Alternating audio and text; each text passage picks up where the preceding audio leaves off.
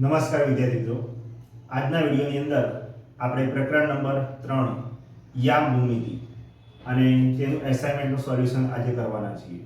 અત્યાર સુધી પ્રકરણ 1 અને 2 એનું સોલ્યુશન આપણે ચેનલ પર મૂકી દીધું છે, એટલે કે વિભાગ બી અને એમાં પ્રકરણ 1 અને 2 નું સોલ્યુશન થઈ ગયું છે. આજે પ્રકરણ નંબર 3 નું સોલ્યુશન કરીશું, યામ ભૂમિતિ, જેનો પહેલો પ્રશ્ન કંઈક આ પ્રમાણે આપ્યો છે કે નીચેનામાંથી કયા બિંદુઓ y અક્ષ પર છે, બરાબર છે. આ પ્રમાણે બિંદુઓ આપણને આપે છે અને સૂચના આપી છે કે નીચેનામાંથી કયા બિંદુઓ y અક્ષ પર આવેલા છે. હવે કોઈ પણ બિંદુ y અક્ષ પર હોય એના માટેની સૌથી પહેલી શરત કે એનો x યામ જે છે એ કેવો હોવો જોઈએ, 0 હોય તો એ બિંદુ કયા અક્ષ પર હોય, y અક્ષ પર હોય. તો સૌથી પહેલા અહીંયા જોઈએ તો આનો x યામ 1 છે, એટલે આ બિંદુ તો y અક્ષ પર ન હોય. પછી બિંદુ b, તો આ પણ આપણું આપ્યું છે 1 0, આ પણ y અક્ષ પર ન હોય. ત્યાર પછીનું ત્રીજું છે 0 1, તો આ જે બિંદુ છે એમાં આપણે લખીશું કે હા આ y અક્ષ પરનું બિંદુ છે, કેમ કે તેનો x યામ કેટલો છે 0. તો આ આપણું થયું પહેલું બિંદુ કે c બિંદુ જે છે એ y અક્ષ પર છે. ત્યાર પછી 0 0, તો આ તો બંને અક્ષ પર કહેવાય, એટલે અહીંયા લખીશું હા આ પણ આપણું y અક્ષ પરનું બિંદુ છે. ત્યાર પછી બિંદુ e જેના યામ છે 0 1, તો આ બિંદુ પણ y અક્ષ પર આવેલું છે. ત્યાર પછીનું છે -1 0, અહીંયા x યામ 0 નથી, y યામ 0 છે, એટલે આ બિંદુ આપણું y અક્ષ પર આવશે નહીં. ત્યાર પછીનું છે g ની અંદર 0 5, તો આ બિંદુ પણ આપણું થશે y અક્ષ પરનું બિંદુ. ત્યાર પછી છે -7 0, અને એના પછી છેલ્લું છે 3 3. મતલબ કે જે આપણને આ બિંદુ આપે છે એમાંથી 1 2 3 અને 4 બિંદુ એવા છે જે કયા અક્ષ પર આવે છે, y અક્ષ પર. એટલે કે બિંદુ c, બિંદુ d, બિંદુ e અને g, આ 4 બિંદુઓ જે છે એ આપણા y અક્ષ પર આવેલા બિંદુઓ છે. બીજો પ્રશ્ન છે નીચેના જે બિંદુઓ છે એના યામ શોધવાના ગયા છે. શરત આપેલી છે કે તે x અક્ષ અને y અક્ષ એમ બંને પર આવેલું છે. એવું બિંદુ શોધવાનું છે જે x અક્ષ પર પણ હોય અને y અક્ષ પર પણ હોય. તો યામ સમતલમાં જ્યારે પણ આપણે વિભાજન કરીએ તો એવું બિંદુ કે જે x અક્ષ પર પણ મળે અને y અક્ષ પર મળે એવું એક જ છે જેને કહેવાય છે ઉગમ બિંદુ, અને એના યામ આપણને થશે 0 0. આ થઈ ગયું આપણું એવું બિંદુ કે જે x અક્ષ પર પણ છે અને y અક્ષ પર પણ છે. બીજો પ્રશ્ન કીધો છે કે તેની કોટી 5 છે અને તે બિંદુ x અક્ષ પર આવેલું છે. કોટી 5 કીધી છે અને બિંદુ ક્યાં હોવું જોઈએ, x અક્ષ પર. x અક્ષને કોટી કહેવામાં આવે અને y અક્ષને શું કહેવામાં આવે છે, ભુજ. આટલું આપણે યાદ રાખવાનું કે x અક્ષ છે એને બીજા શબ્દમાં કહેવાય છે કોટી અને y અક્ષ એને કહેવાય છે ભુજ. તો અહીંયા જે કોટી છે એ કેટલો કીધો છે 5, અને કયા બે અક્ષ પર હોય, x અક્ષ પર હોય. તો x અક્ષ પર હોય એટલે એનો y યામ એ કેવો હોવો જોઈએ, 0 હોવો જોઈએ. તો અહીંયા આપણો જવાબ બનશે 5 0, કેમ કે y યામ 0 મૂકીએ તો જ એ બિંદુ કયા અક્ષ પર હોય, x અક્ષ પર હોય. જે પ્રથમની અંદર શું શોધતા હતા આપણે કે એનો x યામ 0 લખતા હતા, તો એ બિંદુ y અક્ષ પર હોય.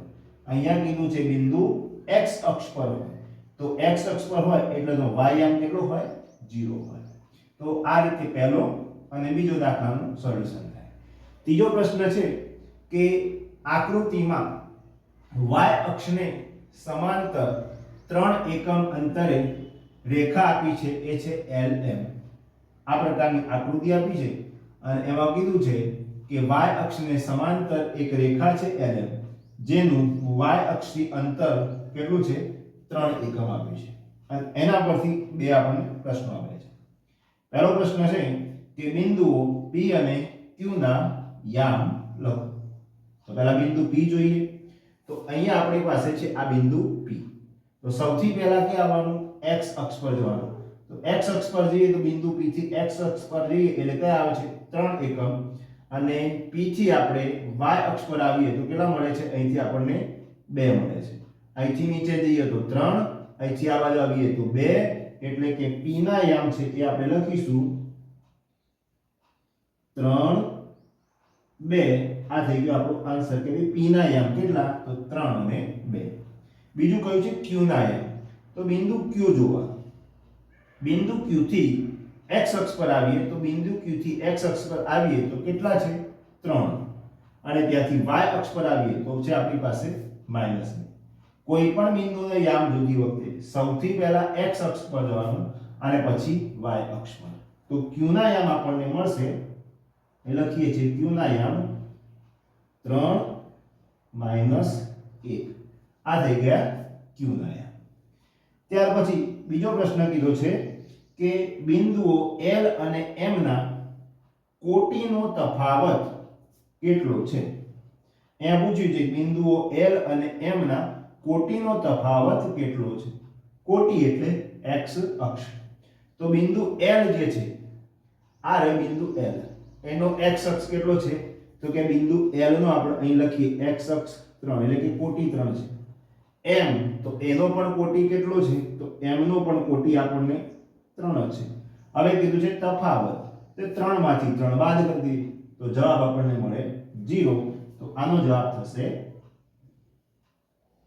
0 આ રીતે આપણે પહેલો બીજો ને ત્રીજા દાખલાનો અભ્યાસ કર્યો હવે આપણે જે ચોથો ને પાંચમો દાખલો છે એ પણ જોઈ લઈએ દાખલા નંબર 4 અને 5 બહુ સરળ અને સિમ્પલ છે યામ ભૂમિતિની અંદર એક પણ માર્ક્સ ન કપાય એની ખાસ આપણે તકેદારી રાખવાની છે તો ચોથો જે પ્રશ્ન છે એમાં કીધું છે કે નીચેના બિંદુઓ કયા ચરણમાં અથવા કયા અક્ષ પર છે તે આપણે જણાવવાનું છે એટલે કે બિંદુ આપેલા છે અહીંયા અને આપણને કહ્યું છે કે બિંદુ કયા ચરણમાં છે અથવા કયા અક્ષ પર છે તે આપણે જણાવવાનું છે તો એના માટે સૌથી પહેલા આપણે અહીંયા જોઈએ કે બિંદુઓનું આ છે એ પહેલું ચરણ આ બીજું ચરણ આ ત્રીજું ચરણ અને આ ચોથું ચરણ મતલબ કે બંને બિંદુઓ કેવા હોય ધન હોય તો વિચાર્યા વગર આપણો જવાબ આવી જાય બંને બિંદુ ધન હોય તો પ્રથમ ચરણમાં જો બીજું હોય તો અહીંથી ધન અને અહીંથી અહીંથી ઋણ અને અહીંથી ધન એટલે કે માઈનસ અને પ્લસ હોય તો બીજું ચરણ જો બંને યામ માઈનસ હોય તો ત્રીજું ચરણ અને પ્લસ માઈનસ હોય તો એ આવશે ચોથું ચરણ આટલું આપણે યાદ રાખીએ તો બધા પ્રકારના બિંદુના જવાબ મળી જાય તો જે પહેલું છે એમાં છે -3 અને પછી છે 5 એટલે કે x યામ -3 છે y યામ 5 છે તો અહીંયા જોવાનું કે માઈનસ અને પ્લસ બરાબર છે પહેલું પદ એટલે કે પહેલું યામ માઈનસ છે ને બીજો પ્લસ છે તો કયા ચરણમાં છે બીજા ચરણમાં તો અહીંયા આપણે લખીશું બીજા ચરણમાં આ આપણો યામ છે એ બીજા ચરણમાં પછી છે 4 અને -1 એટલે કે પહેલો યામ છે ધન અને પછી છે ઋણ તો અહીંયા જઈને જોઈ લેવાનું કે પહેલા ધન અને પછી ઋણ એટલે કયું ચરણ આ આપણું ચોથું ચરણ તો આનો જવાબ થશે આપણો ચોથા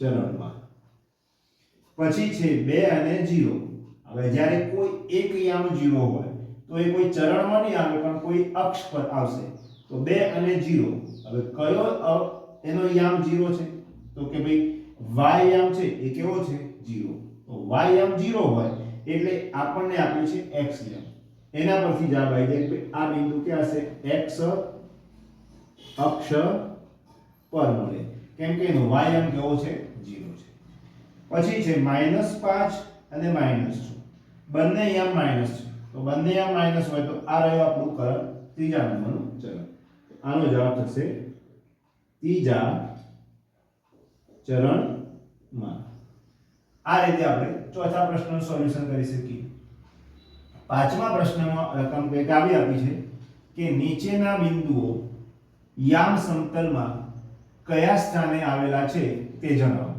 પ્રશ્ન એનો એ છે પૂછવાની રીત અલગ છે યામ સમતલમાં કીધું છે. તો યામ સમતલ એટલે આ જ આપણું યામ સમતલ.